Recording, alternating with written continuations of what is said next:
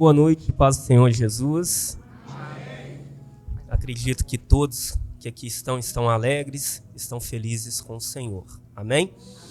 Sendo assim, não há razão para que eu pergunte quem está feliz. Não há como não estar feliz estando na presença de Jesus Cristo, não é? A Bíblia diz que Ele é o Senhor das nossas vidas. É o responsável pela alegria, pela paz, de fato, por tudo aquilo que nós verdadeiramente precisamos.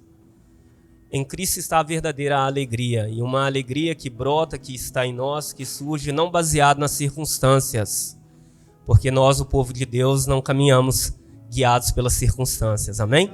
Nós caminhamos pela fé. Nós caminhamos... Fui eu, pastor? Foi não, pode continuar aí. Nós caminhamos pela fé no Senhor da nossa vida, no Senhor das nossas almas. Eu quero, já de antemão, agradecer a irmã Elisângela, porque foi quem a mim fez o convite, e por essa razão aqui estou, também ao pastor, né, pastor titular desse ministério, que nos confia, nos dá a oportunidade de estarmos aqui sobre essa tribuna. Eu tenho certeza que ele não cede esse lugar, ele não dá esse tipo de oportunidade para qualquer pessoa. Então, quero agradecer ao pastor pela confiança. Eu venho da parte de Deus, meus irmãos. Porque como você que aqui está, eu também fui alcançado pelo imensurável amor de Cristo. O amor do nosso Deus. Como foi anunciado aqui pelo pastor, eu me chamo... Meu primeiro nome é Adirley. Provavelmente você não vai conseguir repetir de novo. E aí, relacionado à minha profissão, as pessoas também me chamam pelo meu sobrenome. Daí, o Marques. E você fica na liberdade para me chamar assim também. Como também foi anunciado, sou pastor, assim como o pastor de vocês. Pastorei uma comunidade evangélica não muito distante daqui onde vocês estão. É logo aqui embaixo, quem mora aqui deve conhecer a Avenida Maranhão. Nossa comunidade está situada bem em frente ali ao que foi acampamento cigano, né? Porque quem é daqui já deve estar informado que eles foram desalocados, né? Removidos daquele espaço ali, sendo levados para um outro lugar. Pois bem, então eu sou pastor daquela igreja bem de frente ali, já no finalzinho para quem está descendo, para quem está vindo no início da Maranhão. Ali tenho servido ao Senhor. Ali tenho cooperado com o reino de Deus, porque é isso que eu sou. Eu sou uma ferramenta, um servo do Senhor dentro desse reino, que está sendo divulgado, anunciado sobre essa terra, sobre esse mundo que tanto precisa.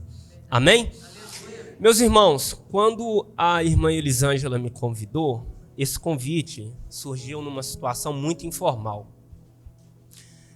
Eu sou cliente dela, como acredito que muitos que aqui estão, e num determinado momento em que nós estávamos conversando, eu tive a oportunidade de compartilhar com ela um pouco, uma pequena parte do meu testemunho. Fala da minha experiência com Cristo, da minha conversão. E como ela não sabia, a impressão que eu tive é que ela ficou, assim, de certa forma, tocada com a forma que aconteceu dentro daquele pouco que eu compartilhei com ela. E daí ela me fez esse convite. Mas eu me recordo que nesse momento em que nós estávamos conversando, ela me fez uma pergunta muito interessante. Ela disse assim: pastor, por um acaso o senhor se arrepende de ter entregado sua vida ao Senhor Jesus? E eu disse para ela assim: minha irmã, não. Esse ano de 2024 completaram 23 anos que eu estou na presença de Deus. Eu não tive o privilégio, como muitas pessoas têm, de nascer num lar cristão. Eu me converti na altura dos meus 20 e poucos anos, 21 para 22 anos, numa situação muito difícil. E desde então, graças ao meu bom Deus, não por mim, não por méritos meus, aqui estou servindo ao Senhor. E aí ela me disse assim: pastor, poxa, então, que tal o senhor ir? É culto de família? Compartilhar um pouquinho mais sobre o seu testemunho. Eu acredito que isso possa edificar aquelas famílias, aquelas pessoas que estarão ali. Eu falei, amém, nós estamos aí para isso, é um prazer. E eu venho justamente, querido, falar um pouquinho dessa minha experiência com Cristo, de como tudo aconteceu. Lógico que o tempo não me permite falar detalhadamente, na íntegra, como de fato eu gostaria. Então eu vou tentar me ater naquilo que eu considero ser os principais pontos, amém? E eu espero de todo o meu coração que, de alguma forma, Jesus Cristo possa se comunicar com você através daquilo que será exposto. Se você pode, querido, e está com a sua Bíblia, abra ela no Evangelho escrito por Lucas, Evangelho do nosso Senhor Jesus Cristo, escrito por Lucas, capítulo de número 19. Enquanto você procura, eu não sei qual é o costume aqui dos pastores, dos que ministram, mas eu tenho o hábito de, nas mensagens que o Senhor me traz, buscar do Senhor também um título.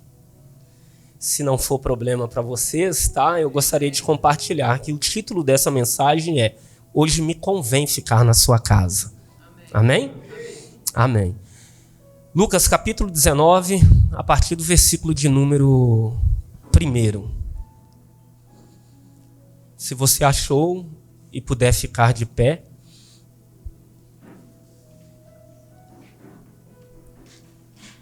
Se você não pode, também não tem problema, tá ok? Evangelho de nosso Senhor Jesus Cristo, escrito por Lucas, capítulo 19, a partir do versículo 1.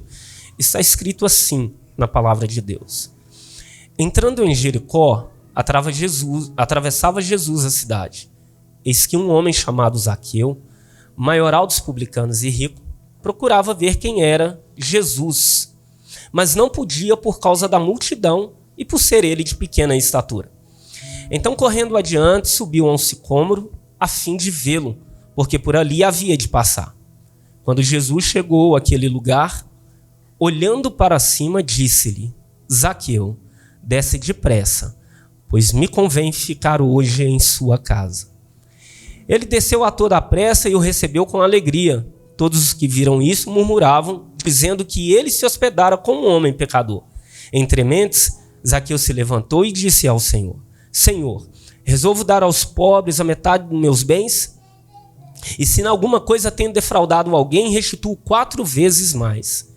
Então Jesus lhe disse: Hoje houve salvação nessa casa, pois também este é filho de Abraão, porque o Filho do Homem veio buscar e salvar o perdido. Amém? Pode se assentar em nome de Jesus, se você me permite. Eu gostaria de tomar um pouquinho dos seus minutos, alguns segundos do seu tempo, para fazer uma oração. Amém? Afinal de contas, todos vocês que aqui estão vieram para ouvir algo da parte de Deus. Não é para me ouvir, é para ouvir algo da parte de Deus. Amém? Então eu quero orar ao Senhor e pedir que aconteça exatamente isso. Pai, em nome do Senhor, eu quero colocar diante de Ti, Deus, a vida de todos nós. Em nome de Jesus, agradecer ao Senhor pela oportunidade que nos concede. Porque graças ao Senhor, cada um de nós somos vivos. É bem provável, Senhor Deus, que nesse dia, exatamente hoje, muitas pessoas, Senhor Deus, que começaram, talvez não vão e não poderão terminar o dia. Todavia, nós estamos aqui. Estamos aqui, Senhor, e queremos ser gratos. Porque há uma razão pela nossa existência. E ela tem um nome, e o nome é Jesus Cristo. Fica conosco nesse lugar, fala conosco, aos corações que se abrem, as mentes que agora são tomadas, levadas cativas ao Senhor, que o Senhor tenha liberdade, porque este não é outro senão o povo de Deus. Assim eu oro em nome do Pai e do Filho, em nome de Jesus, Senhor. Queridos, pois bem, como eu disse, o tempo não me permite, eu quero tentar me concentrar nos principais pontos aqui, que diz respeito à minha experiência de conversão. Mas antes eu quero falar um pouquinho sobre esse texto, até porque nós lemos esse texto aqui. O título dessa mensagem, como eu falei, é Hoje me convém ficar na sua casa. Eu não sei quantos de vocês sabem, mas segundo algumas pesquisas, algumas fontes, a palavra casa ela é muito repetida na Bíblia. Aproximadamente, querido, por 1000 vezes essa palavra está escrita, ela consta ao longo da Bíblia Sagrada. E isso é muito interessante. Isso não é por um acaso. A Bíblia diz que um dos significados para a palavra casa é família. E isso é lindo, não é verdade? Família. E todas as vezes que nós falamos de família, é importante conservar em nossos corações ou ter bem fixo na nossa mente que família nasceu no coração de Deus.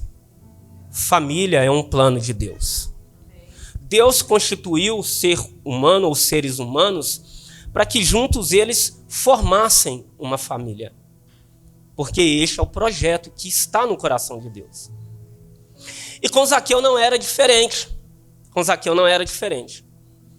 Nós lemos aqui e vemos Jesus se dirigindo a Zaqueu e dizendo assim, Zaqueu, que nesse momento estava em cima de uma árvore, ele diz assim, desce depressa porque hoje me convém ficar na sua casa.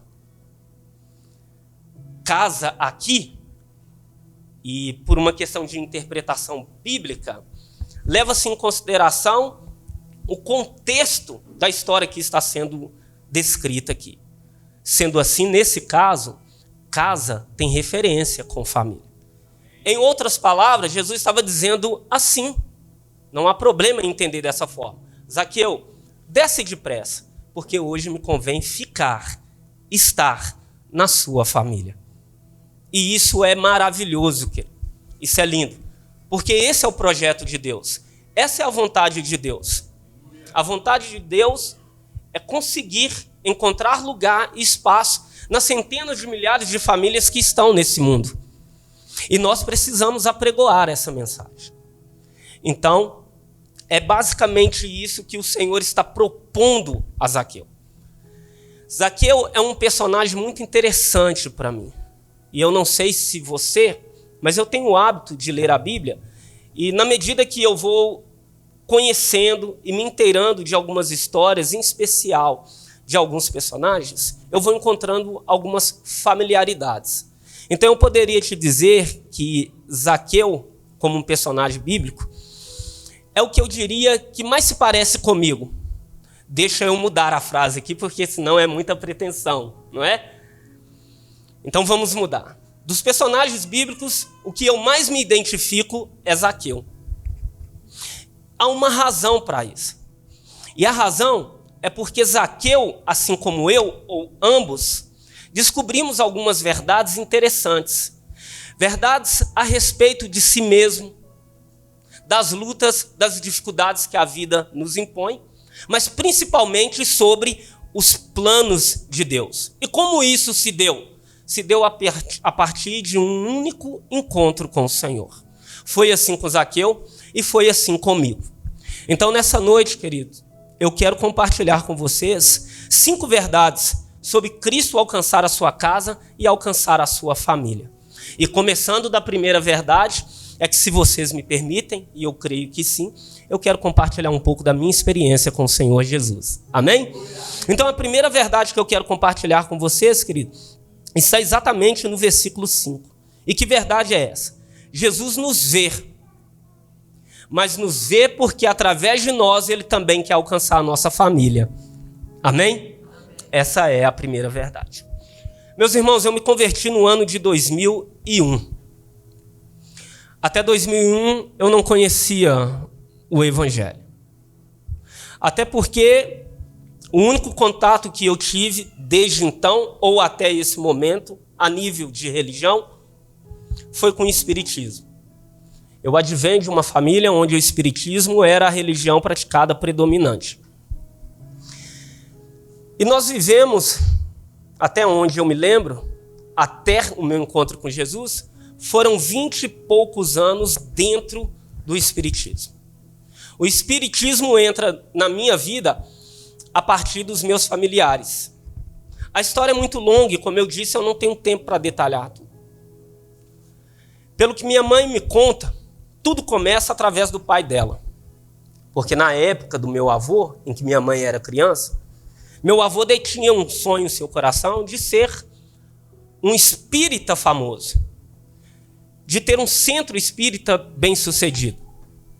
Contudo, ele não tinha aptidão para desenvolver nesse campo. Minha mãe conta que em uma determinada situação, um dia, ele indo para uma sessão espírita, ele teve a brilhante ideia, entre aspas, de levar a minha mãe com 7 anos de idade. Minha mãe foi acompanhando ele até esse centro espírita. Minha mãe conta que quando lá chegou, o dono daquele terreiro, o responsável por aquele local, olhou para ela e se dirigiu ao meu avô dizendo: sua filha, ela tem grande aptidão para ser ou se tornar uma grande mãe de santo. Não perca de vista, porque eu disse que o sonho do meu avô era ser dono de um terreiro de macumba. Eu não gosto de usar essa expressão, tá ok? Então eu vou buscar sempre me referir, falando sobre isso, como um local espírita. E há uma razão por que eu vou fazer assim. Porque na grande maioria das pessoas, as pessoas elas não têm compreensão de como é esse ambiente, de como vivem essas pessoas. E o termo macumba se tornou uma coisa muito pejorativa, agressora, indo para o campo do preconceito, da discriminação. E ainda que talvez não seja necessário, vale a pena eu dizer que preconceito e discriminação é algo que não pode haver na vida de alguém que teve um verdadeiro encontro com Jesus. Porque o Senhor nos tem mantido nessa terra e sobre nossas mãos nos deu uma missão. E que missão é essa? Apregoar o seu evangelho. E para fazer isso, não podemos ter preconceito. Porque não sabemos de fato a quem a Cristo vai nos levar. Amém? Então, meu avô viu naquele momento uma grande possibilidade. E aquele senhor responsável por aquele centro se dirigiu a ele e disse: se você quiser, hoje nós podemos iniciar a sua filha. Só que não vai ser agora que ela vai começar a trabalhar. Vai levar um tempo. Mas quando esse tempo chegar, ela se tornará uma espírita notável. Meu avô logo aceitou, porque era o sonho dele. Não realizou nele, mas ele viu ali a chance de ver isto ou aquilo que ele desejava ser realizado na sua filha. Então aceitou que fosse feito todo o processo de iniciação. Minha mãe, nessa altura, tinha 7 anos de idade, era literalmente uma criança.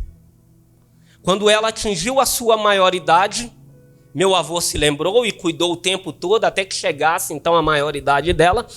Ela foi para dar continuidade a esse rito de abertura, de formação dela dentro do centro espírita. E assim aconteceu, querido. Dali para cá, ou até em 1998, minha mãe ficou refém dentro do espiritismo. As experiências adquiridas dentro do espiritismo, por ela tida, foram muito traumáticas, foram muito pesadas. Dentro do espiritismo, minha mãe perdeu o seu casamento, minha mãe perdeu a alegria, minha mãe perdeu a paz, minha mãe perdeu o respeito. Então, em resumo, essa experiência da minha mãe não trouxe nada de positivo. Porque esse ambiente, querido, já diz a Bíblia, é um ambiente que não tem nada a ver com Deus. Contudo, aqueles que estão lá assim não conseguem enxergar. Só é possível perceber e ver dessa maneira que eu estou lhes expondo, à medida que Cristo entra na vida da pessoa. Porque a Bíblia também diz que quando Jesus Cristo entra na vida de uma pessoa, ele remove da sua mente tudo aquilo que a oculta, que impede o seu entendimento. Tira dos seus olhos todas as escamas. E aquilo que você não via, por exemplo, a verdade, você passa a ver. Então minha mãe ficou muitos anos envolvida com o espiritismo.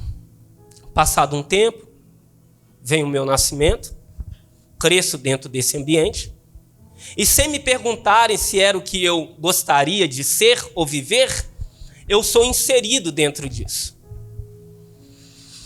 A minha mãe, em 1993, eu estou encurtando aqui, viu, queridos, porque eu estou pregando e, naturalmente, de olho aqui no relógio, não quero ser inconveniente.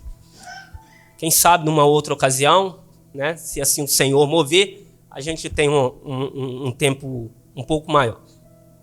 Então, minha mãe, eu estou falando de 1965 até o ano de 1993, ela se viu envolvida diretamente no espiritismo. Por que até o ano de 1993? Porque no ano de 1993, nós moramos um tempo na cidade de Santos, no estado de São Paulo, não sei se vocês conhecem, mas o litoral paulista, ele tem uma gama, uma quantidade considerável de pessoas voltadas para o espiritismo ou praticantes do espiritismo. Minha mãe, no ano de 1989, conheceu uma mãe de santo da cidade de Santos. E no ano de 93, ela fez um contato com minha mãe, convidando ela, nós já morando aqui, já não mais em Santos, para que descesse para São Paulo, porque havia um trabalho que eles precisavam fazer. Essa mãe de santo não disse para minha mãe do que se tratava. Só disse que era para minha mãe descer, me levar, porque chegando lá ela iria explicar. E assim nós fizemos. Quando chegamos em Santos, fomos recepcionados por essa senhora, por essa família, e foi quando ela, então, expôs para minha mãe sobre o que seria esse trabalho. Ela disse para minha mãe que o trabalho consistia em fazer uma magia, um ritual, para que uma criança fosse morta. Esse trabalho foi uma encomenda por parte de uma família, onde havia uma disputa por herança, e por alguma razão, aquela criança era, entre aspas, um impedimento. Quando essa pessoa externou essas coisas para minha mãe tomou um choque. E eu lembro como se fosse hoje. Porque nessas alturas eu já estava com 13, 14 anos de idade. E lembro como se fosse hoje. Falo sobre isso, é como se essa situação voltasse exatamente para esse momento. Minha mãe respirou fundo, olhou para aquela senhora e disse assim: Sônia, eu estou envolvido com o espiritismo, com o candomblé, desde pequena. Fiz muitos trabalhos, mas nunca fiz trabalho para matar ninguém. Não fiz no passado, não farei no presente e não farei no futuro. Aquela senhora não gostou disso. Houve uma confusão. E para encurtar a história, minha mãe se posicionou de tal forma, decidiu não fazer. Eles então decidiram criar uma outra situação, aproveitando que eu e minha mãe estávamos ali em Santos, na cidade de São Paulo. Decidiu que já que minha mãe não iria fazer aquele trabalho, não iria participar daquilo, eles queriam aproveitar a oportunidade e me iniciar efetivamente dentro do espiritismo. E aí organizou-se a cerimônia, preparou-se todas as coisas e fomos para a sessão. No momento em que a sessão está acontecendo, a coisa não desenvolveu da maneira que se esperava. Eu não recebi nenhuma entidade. Na medida que isso ia acontecendo, as pessoas que estavam envolvidas ali ficaram nervosas e minha mãe, preocupada que algo pudesse acontecer comigo, decidiu então me tirar daquele ambiente ali, terminar com tudo aquilo e o mais rápido possível comprar passagem e voltar para Belo Horizonte, e assim minha mãe fez. Lembro-me que quando nós estávamos na rodoviária de Santos, essa pessoa que havia chamado minha mãe para fazer esse trabalho disse para ela assim: olha, nada do que estava programado foi feito. E você sabe que por não ter sido feito há um preço. E você sabe de qual preço eu estou falando. Minha mãe se dirigiu a ela e falou assim: eu não sei do que você está falando. E ela disse: pois bem, você não aceitou tirar ou trabalhar para que essa criança fosse morta. Agora as entidades vão cobrar de você a vida do seu filho. E minha mãe disse assim: não vão tocar no meu filho. Não vão tocar no meu filho, porque, contudo, eu creio num Deus que é vivo e ele não vai deixar tocar no meu filho. Pegamos o ônibus, voltamos para Belo Horizonte, e a primeira atitude da minha mãe, quando chegou aqui em Ribeirão das Neves, foi juntar todas as suas indumentárias, as imagens que estavam naquele centro firmado, preparado, porque ela tinha um centro aqui na nossa cidade, no bairro Sevilha B. Juntou tudo aquilo e jogou fora e disse: a partir de hoje, nunca mais eu trabalho com o espiritismo.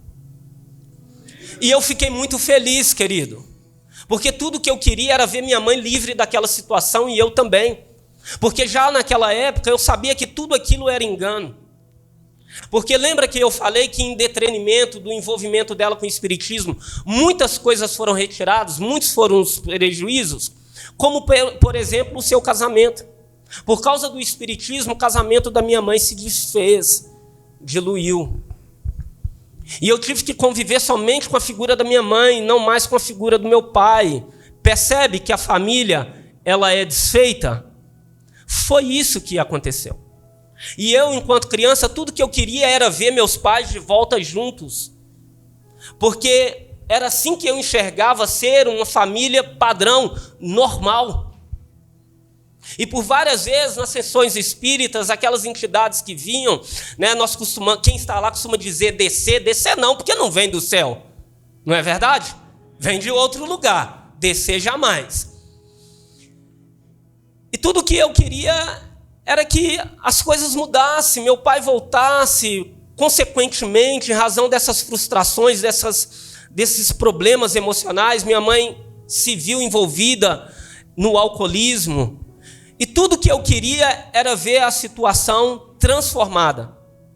Contudo, aquelas entidades diziam que iriam fazer, mas não acontecia da maneira que eles nos prometiam, ou a mim me prometiam.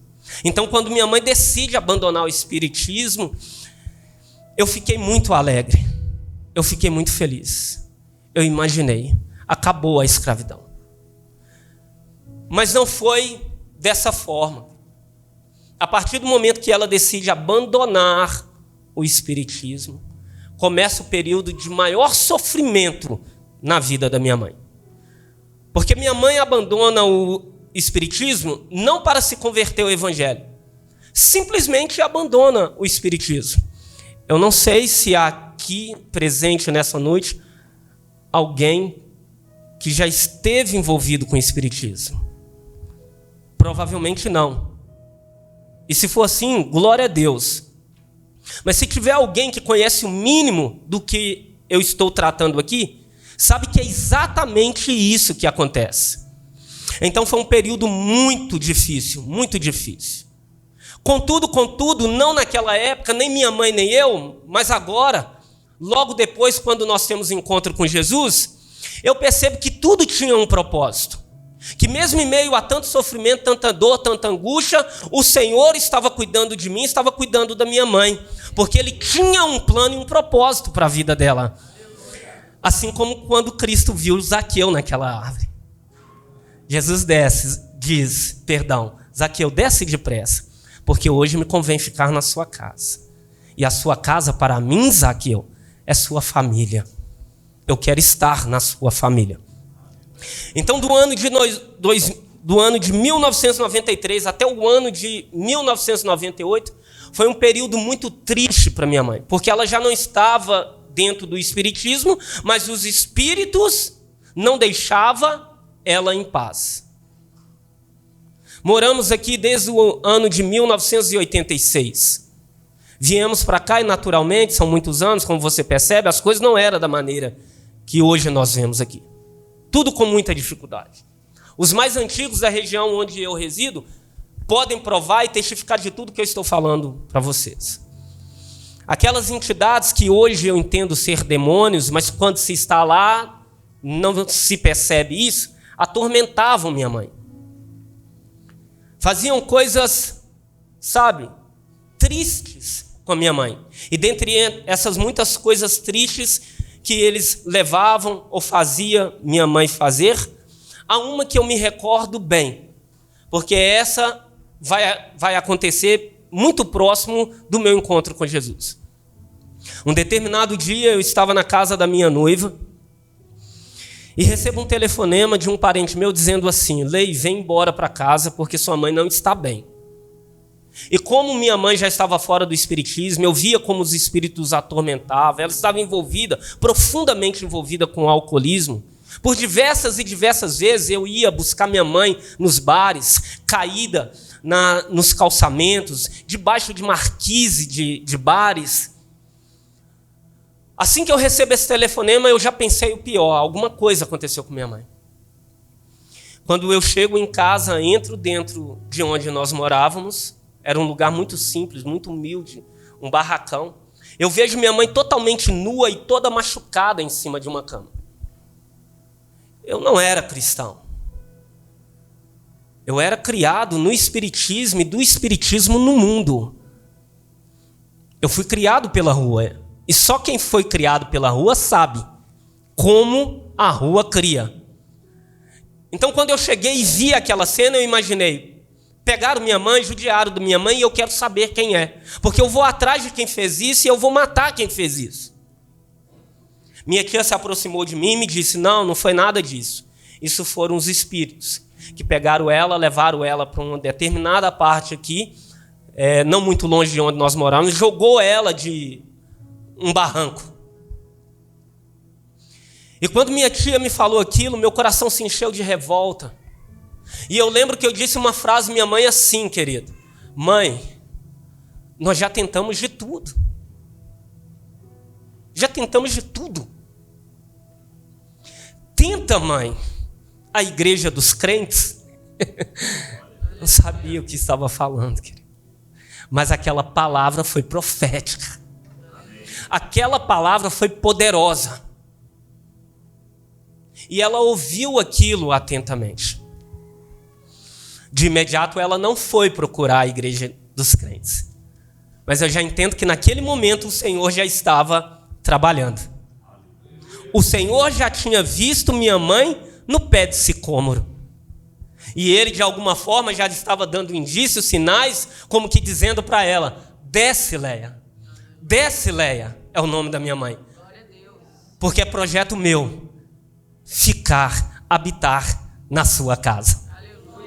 A primeira verdade que eu encontro, querido, dentro dessa história de Zaqueu, como eu disse, é o personagem que eu entendo ter muita afinidade. E a afinidade que eu tenho com Zaqueu é porque eu olho para essa história e, diferente de outras histórias na Bíblia, ela é uma história muito humana. Você percebe isso? Porque comumente na Bíblia as histórias que estão lá é cercada de eventos sobrenaturais, não é verdade? É fogo caindo, é o mar se abrindo, é raio, é trovão. Não é? Mas na história de Zaqueu, não. Na história de Zaqueu, não. Isso não a faz menos importante do que as demais, pelo contrário. Nós não vemos esse tipo de acontecimento, fenômeno presente, mas nós vemos algo extraordinário. E o que é extraordinário? A salvação daquele que estava perdido. Porque se há um milagre que pode ser feito nessa terra pela pessoa de Jesus Cristo, querido, extraordinário é esse. É pegar alguém que não é nada. É trazer para junto de si aquele que está perdido. Muitas das vezes marginalizado. E o que é marginalizado? É estar à margem de algo. E nesse caso, da sociedade. A história de Zaqueu se identifica muito comigo, porque foi exatamente isso que aconteceu comigo. A minha experiência, querido, foi esta, de um encontro pessoal com Jesus. Ele tirando do mundo alguém que estava literalmente, querido, literalmente perdido. A segunda verdade que eu encontro dentro dessa história de Zaqueu, querido, é a seguinte: para se estar com Jesus é preciso romper os seus limites. Amém? Amém. Lá na igreja que eu pastorei, eu tenho o hábito de dizer: seguir Jesus não é para qualquer um. Tem que ter coragem. Tem que ter coragem. Seguir Jesus envolve se sacrificar, renúncias diárias. E somente aquele que faz renúncia sabe quão doloroso é isso. Então, não podemos dizer que é para qualquer um. A frase tem que ser melhor colocada. Jesus vem para ter um encontro com todos.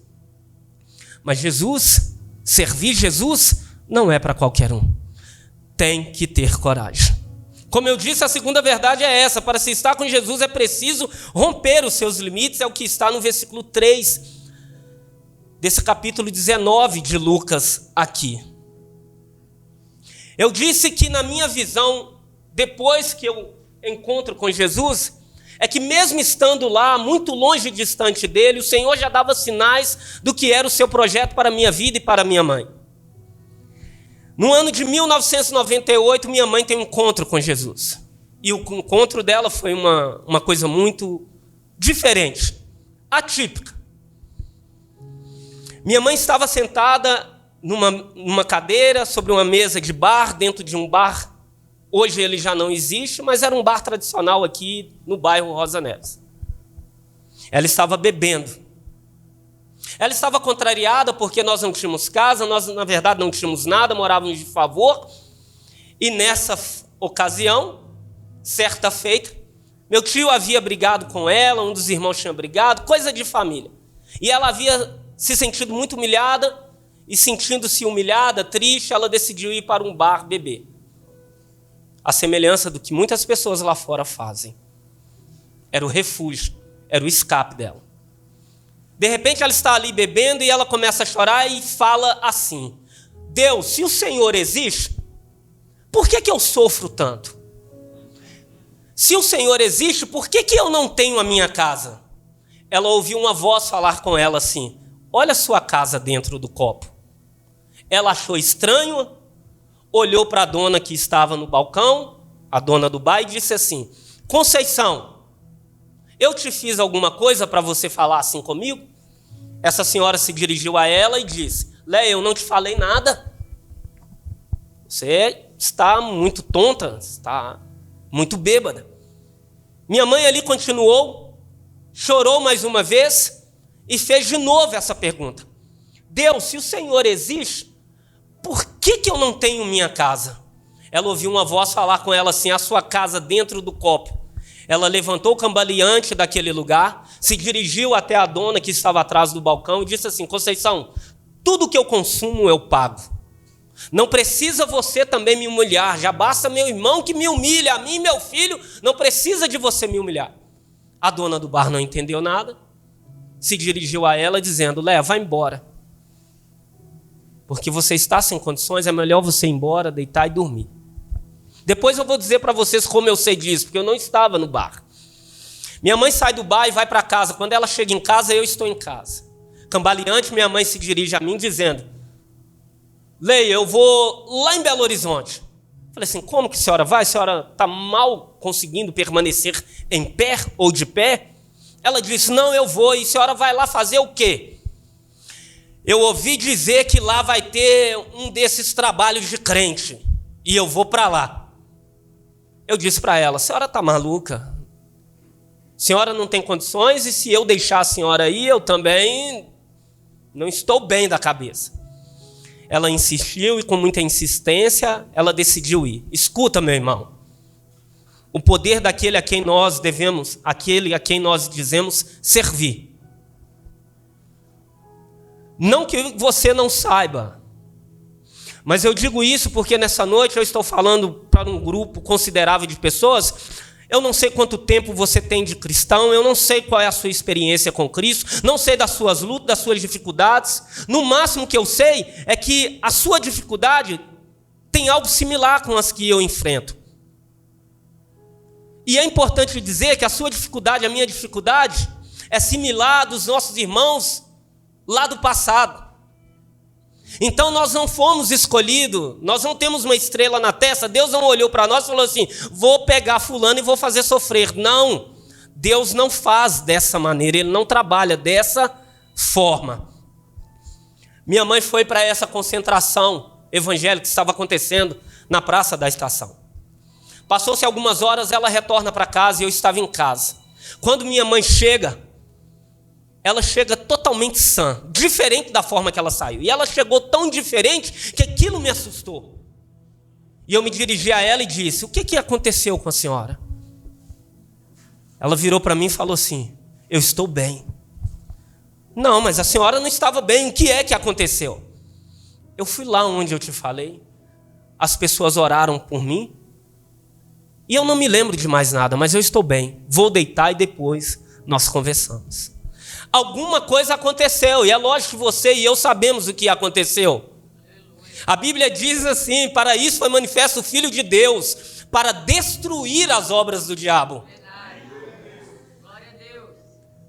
Era o Senhor já indicando que ele viu Léia em cima do sicômoro.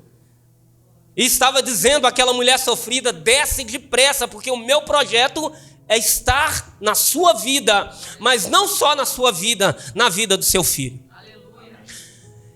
Eu achei que aquilo era passageiro, achei que minha mãe não iria levar aquilo a sério, afinal de contas, a vida toda tendo contato com o espiritismo, embora ela já não estivesse praticando como anteriormente, nos anos passados, eu achei que ela não iria levar a sério, mas ela levou a sério.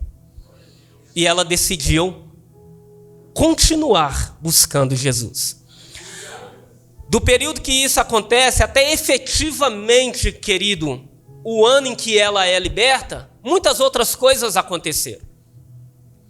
Mas dentre essas coisas, como eu disse, eu quero me concentrar no ponto principal.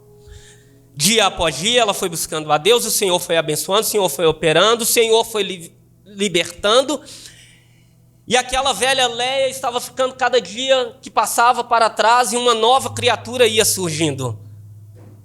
Até o momento que chega um momento em que ela está firme, sólida, decidida em permanecer com Cristo. Agora, ela passa a ter um outro desafio, porque ela aprendeu através da palavra de Deus que crê no Senhor Jesus será salvo tu. Faltava alguém nessa história, não faltava? Faltava um único filho dela. Um único filho dela. Então minha mãe começa a empreitar esforço para que o Senhor, agora que havia salvado ela, salvasse então o filho dela, no caso eu. Mas eu me permanecia resistente. Havia muitas coisas em meu coração, na minha vida, que estavam mal resolvidas. Eu fiquei muito feliz porque eu vi a transformação na vida da minha mãe. Mas eu era jovem e não queria ter nada, nenhum compromisso sério com Jesus Cristo. Enquanto isso, minha mãe orava, minha mãe clamava. Hoje é culto de família. Eu não sei quantas mães estão aqui. Eu acredito que tenha mães presentes aqui. E que talvez tenham filhos que ainda não estão na presença de Deus. Eu não sei se esse é o caso. Mas se esse for o caso, eu quero te dizer algo. Continua orando. Continua orando. Continua clamando. Me lembro, querido, que certa vez, ou por várias vezes, como eu disse, eu morava numa casa que ficava num terreno que não era nosso, era do meu tio. E meu tio estabeleceu algumas regras de convivência ali naquele terreno. E uma delas foi a seguinte: ele estabeleceu que 10 horas da noite ele fechava o portão. E quem estivesse do lado de fora não entraria, ficaria do lado de fora. Eu era do mundo, revoltado, mal resolvido com um tanto de coisas, indignado com a vida, indignado com Deus e com tantas e tantas outras coisas. Por várias vezes eu fazia isso. Chegava tarde, sabia que o portão ia estar fechado e pulava o muro, na expectativa dele ver, dele achar ruim.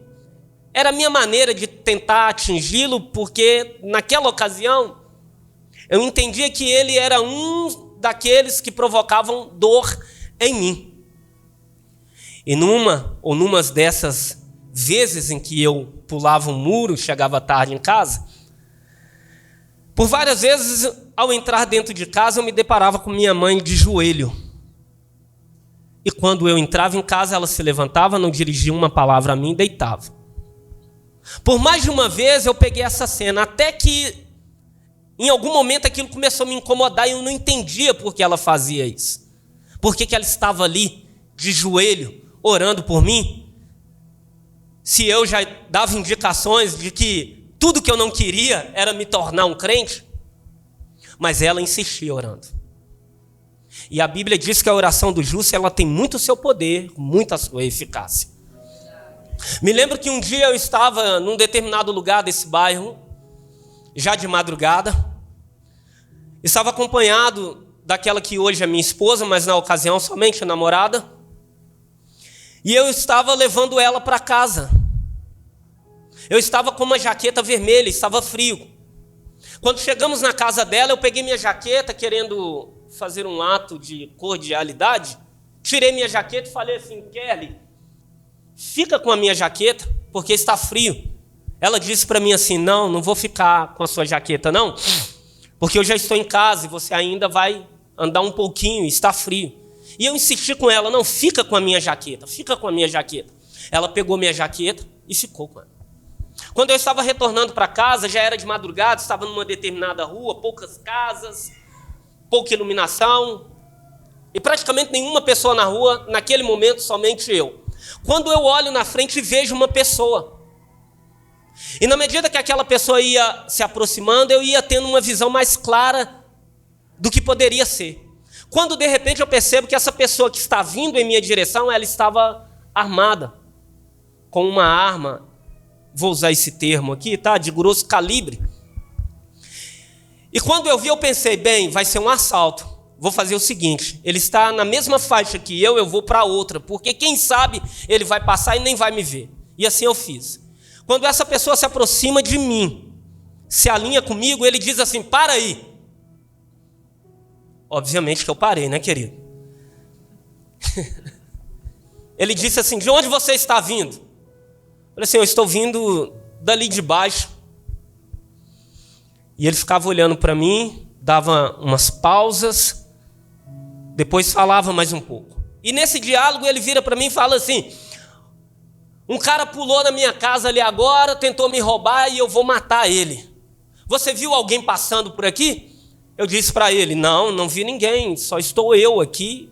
Fui levar minha namorada na casa dela e desde que saí de lá não vi ninguém, só eu. Ele disse para mim: sério? Eu falei: sério. Aí ele ficou olhando para mim e falou assim: olha, esse cara que pulou lá em casa, ele está com uma blusa vermelha. Na hora que ele falou isso, querido, eu pensei: se eu estou com a minha jaqueta vermelha aqui, dificilmente, alterado do jeito que ele parece estar, eu sairia daqui ileso. Ele olhou mais um pouco para mim e falou: então tudo bem, pode ir embora. Eu acelerei o passo, num determinado momento corri, querendo chegar na minha casa, sem muito entender o que havia acontecido.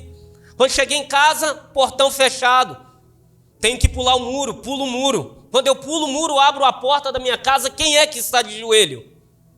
A minha mãe. E orando por quê? Pelo seu filho.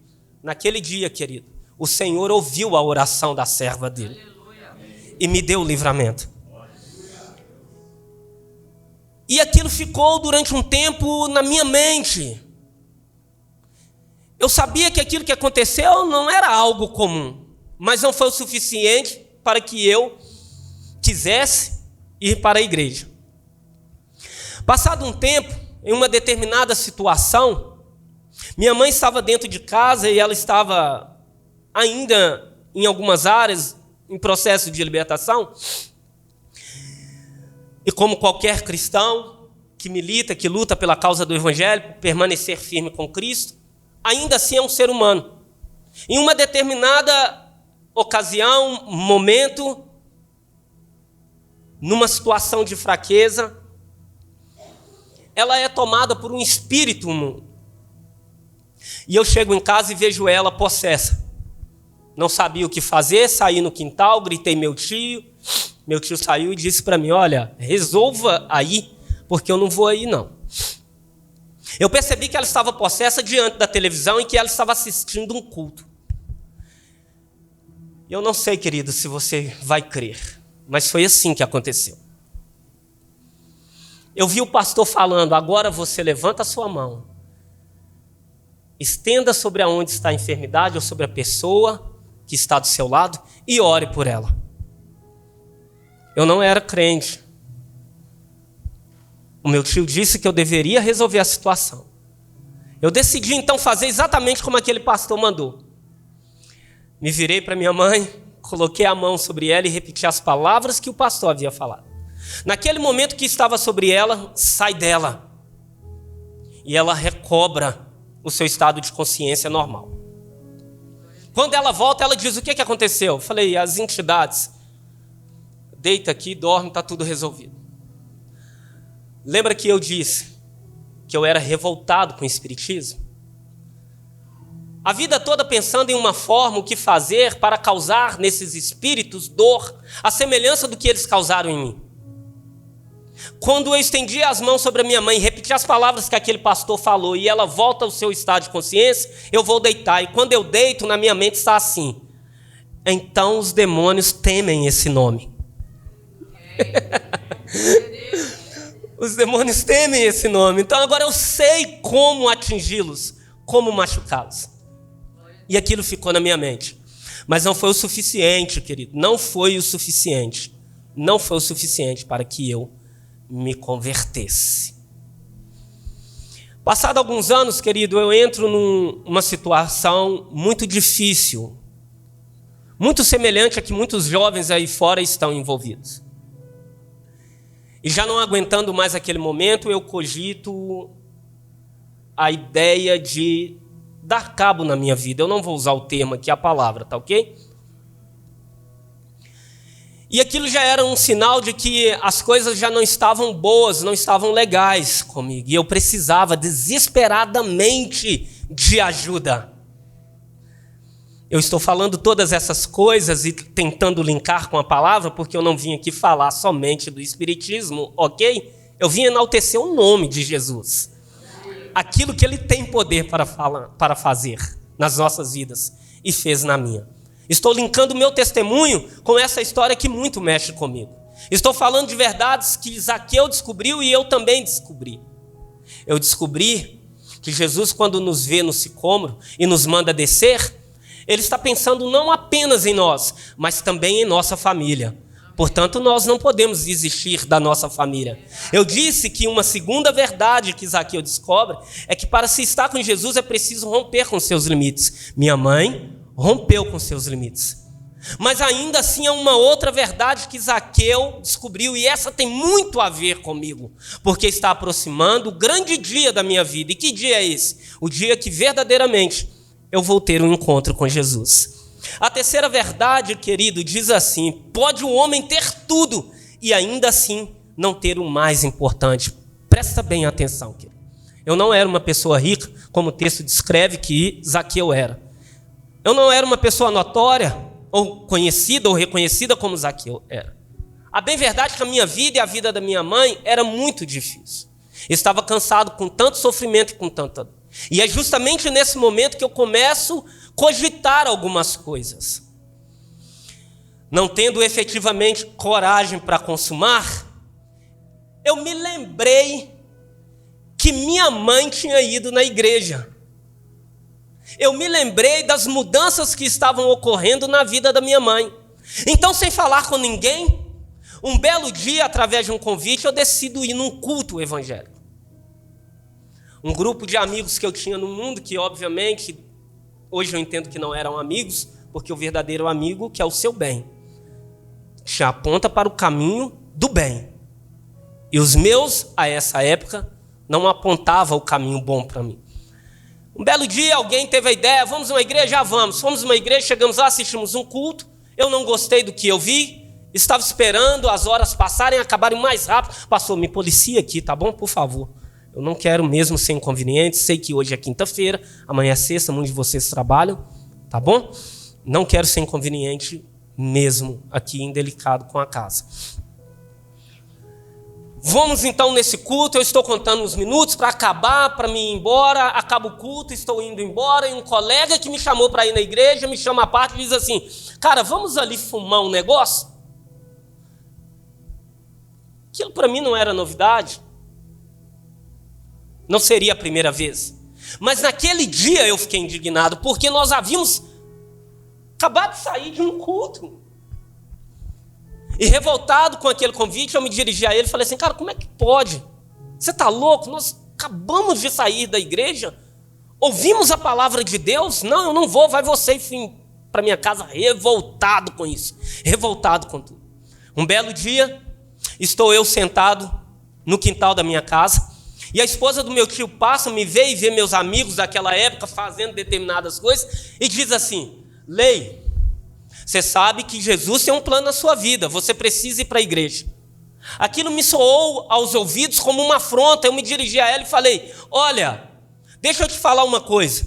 Não precisa, nunca mais você se dirige a mim falando que eu tenho que ir para uma igreja.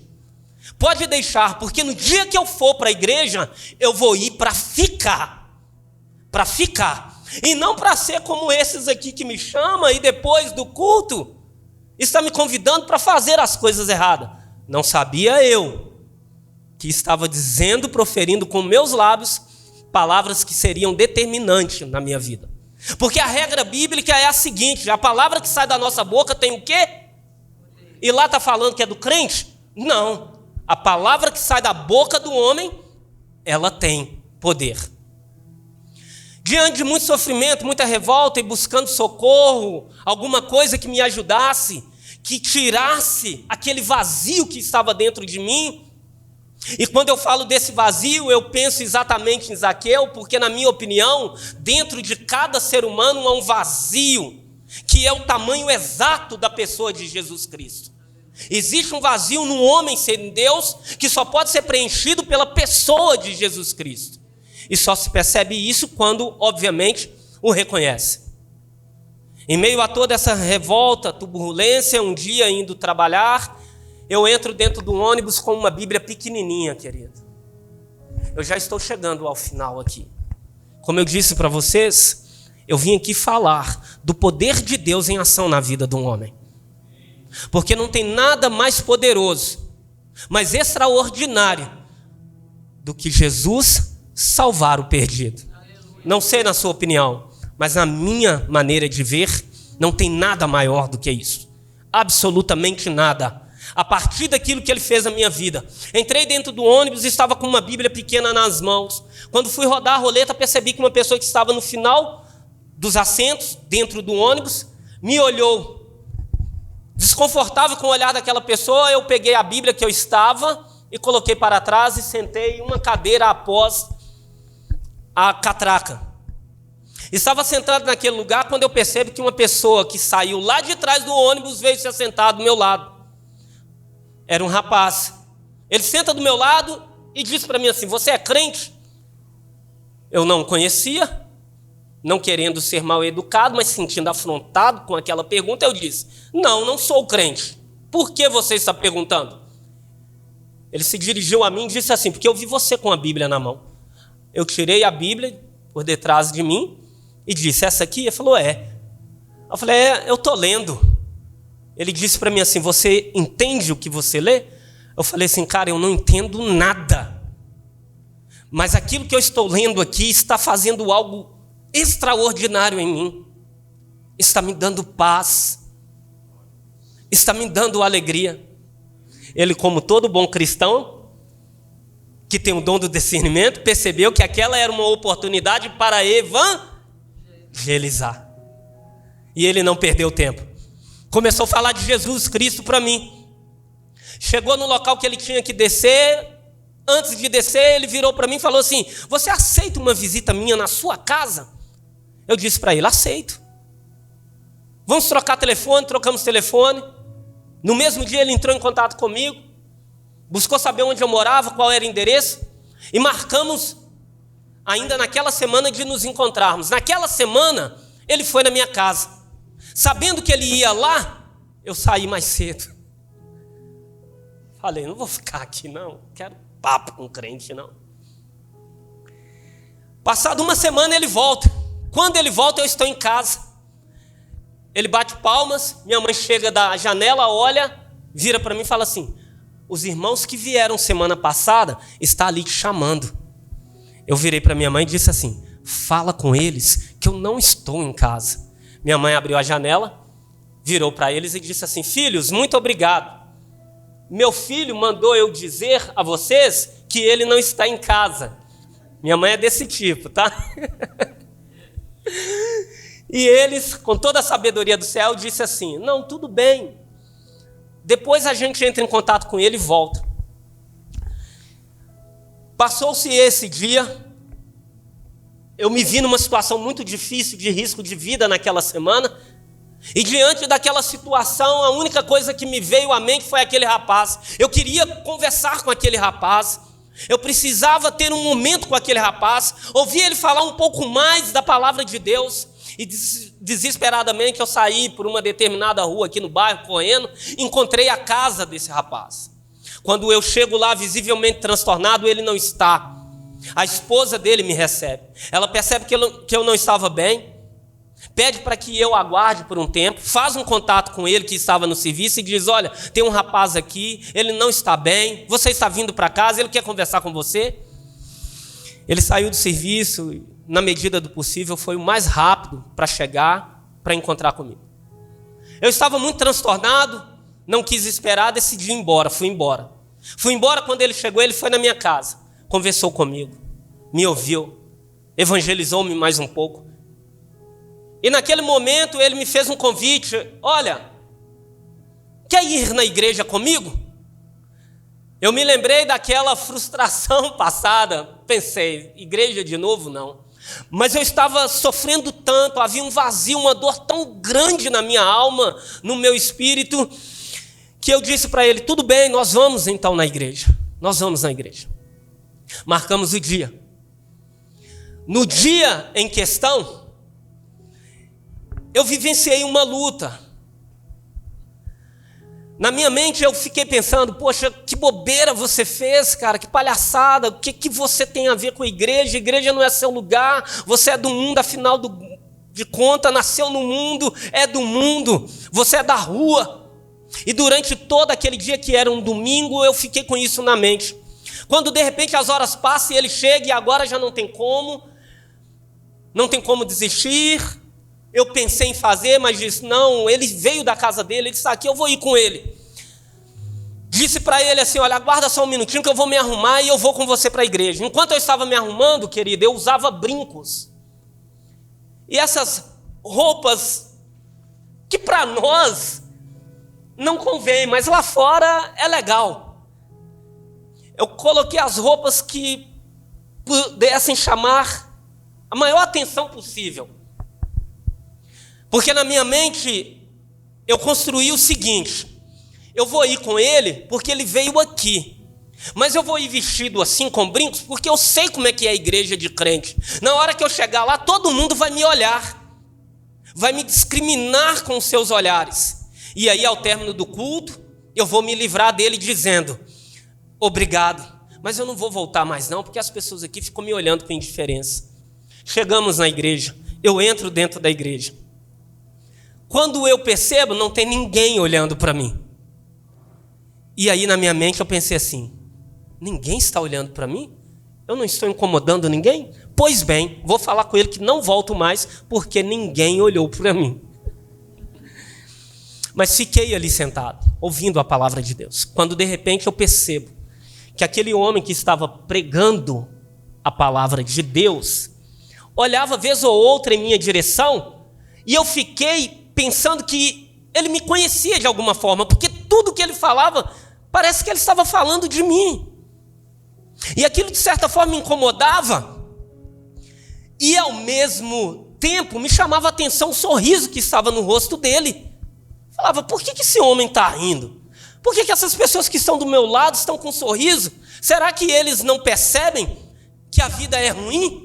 É dor e sofrimento? E aquilo começou a chamar a minha atenção. No determinado momento do culto, já no final, após ter pregado a palavra, o pregador vai fazer o apelo. E ele pede para nós fecharmos os olhos. Sentado na cadeira que eu estava, mais ao fundo, eu fechei os olhos e coloquei a mão no meu coração. E a minha maneira, eu falei algo com Deus. E quando ele disse assim: alguém no recinto que quer aceitar o Senhor Jesus como o único Senhor e Salvador da sua vida, sem perceber, querido, eu me vejo de pé levantando as minhas mãos. Naquele momento, vocês conhecem bem o que acontece quando uma pessoa se converte dentro da igreja. A igreja foi num profundo êxtase. Eu estava de pé. O pastor vai e me faz o convite dizendo assim: jovem, você tem coragem suficiente para sair de onde você está e vir aqui à frente? De onde eu estava, auxiliado por algumas pessoas, eu caminhei até a frente. Naquele momento eu estava tendo um encontro com o Senhor Jesus. Jesus estava entrando na minha vida. Na minha vida. O Senhor estava entrando na minha vida. Eu sem entender muito o que estava acontecendo, eu só queria um pouco mais daquilo que eu estava sentindo. Terminou o culto e estou voltando para minha casa, chego na minha casa e dou essa notícia para minha mãe. Mãe, eu fui à igreja. Estava dentro da igreja e o pastor começou a pregar, relatei tudo que eu estou falando com vocês. Quando ele fez o apelo, mãe, eu levantei minhas mãos e aceitei o Senhor Jesus. Minha mãe deu um brado de glória, misturado com um aleluia. Tamanha a alegria e a felicidade dela, porque ela já estava orando por isso. E naquele momento, querido, estava concretizando exatamente o que se concretizou na vida de Zaqueu. Porque a Bíblia diz que Zaqueu ouve o chamado do Senhor. Ele desce daquela árvore e vai junto de Jesus. E Jesus vai fazer exatamente o que ele falou. E aqui eu quero abrir um parênteses para dizer: Deus é verdade. Jesus é a verdade. Ele não falha, ele não mente. Eu quero fechar parênteses, porque assim como com Zaqueu, ele entrou na minha casa. Porque primeiro ele viu minha mãe. E o chamado de Deus para minha mãe era para que ela descesse. Ela desce daquele lugar. Ela vai se encontrar com Jesus. E Jesus não somente salva ela, ele salva também a mim. Para a honra e a glória do Senhor Jesus, queridos. São 23 anos caminhando com Cristo. E eu chego exatamente no ponto final da mensagem. E eu quero voltar na pergunta que a irmã Elisângela disse para mim. Pastor, o senhor nunca se arrependeu? E eu te digo o seguinte: tem como arrepender? Depois de tudo isso? Teria como arrepender? Não tem como arrepender. Porque tudo que eu sou, tudo que eu tenho, tudo que eu sinto, provém de Jesus Cristo. Eu me sinto devedor de Cristo. E desde a minha conversão, o meu esforço diário enquanto cristão é tentar com as minhas atitudes, com a minha devoção, demonstrar a esse Deus o quanto eu sou grato por aquilo que Ele fez. Amém. Meu testemunho, querido, é humano, como humano é o testemunho de Zaqueu. Porque vivemos em dias difíceis, e eu gostaria, se o pastor me permitir, de orar pelos irmãos que estão aqui. Se você pode, se coloca de pé. Vivemos dias por demais confusos. A mensagem tem sido pregada e acho importante que ela seja pregada.